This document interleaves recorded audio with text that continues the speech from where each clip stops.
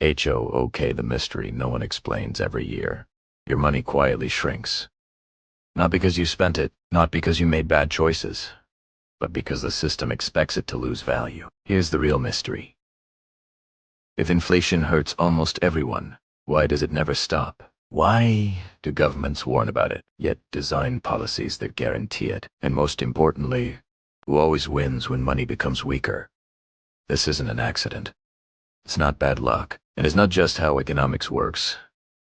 Tonight, we're uncovering why money is designed to lose value on purpose, how this system was built step by step, and why the same players come out richer every single time. Stay until the end because the final truth changes how you see savings, work, and even time itself. Setting the stage: money before the TRIC for most of human history.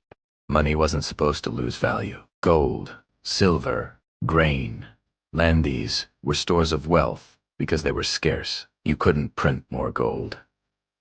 You had to mine it. You had to earn it. And because of that, prices stayed relatively stable for centuries. A Roman soldier could buy roughly the same amount of bread with his wages for generations. A medieval craftsman could save coins and expect them to hold value for his children. So, what changed? The answer begins not with inflation but with war. Wars are expensive. Governments needed massive resources fast. Taxes weren't enough.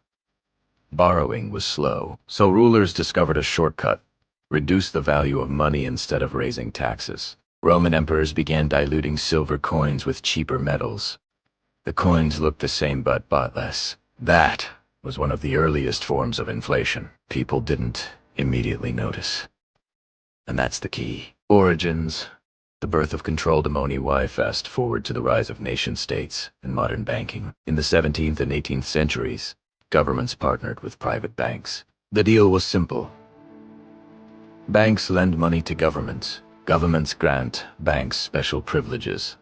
Both gain power. This partnership gave birth to central banking. Central banks promised stability. They claimed they would prevent chaos, smooth recessions, and protect currencies. But here's the hidden twist. They also gained control over the money supply. And whoever controls supply controls value. The rise money from Anoti Hachian Githa.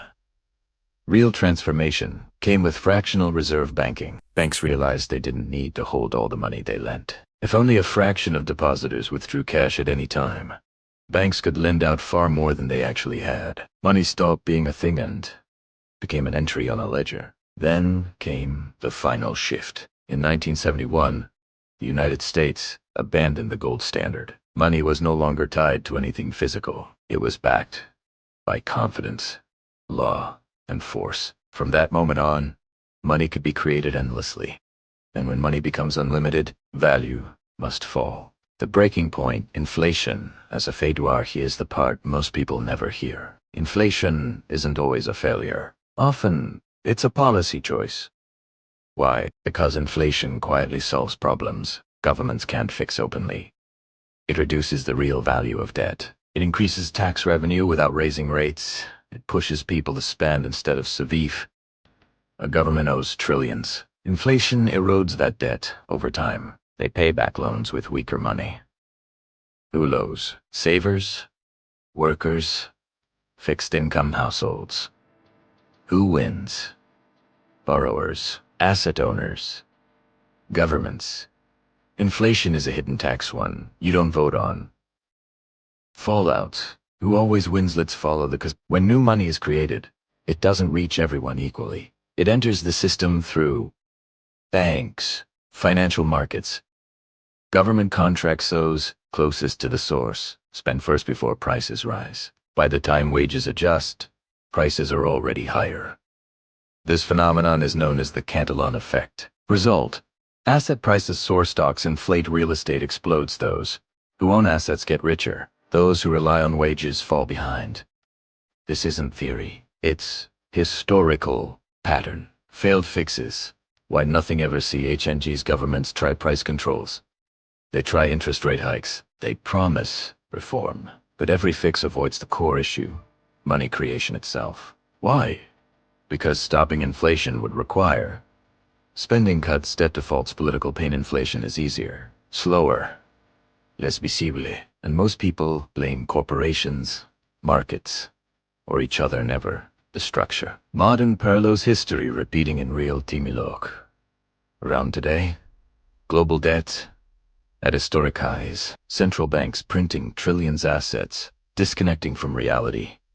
Wages lagging behind living costs. Every major empire followed this path. Rome, Spain, France, Weimar, Germany. Debasing, inflation, inequality, instability. Different names, some. Outcome, the deeper truth.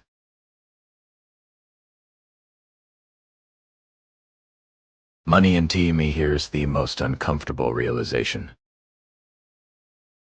Inflation steals time. When money loses value, you must work longer just to stay in place. Saving becomes risky.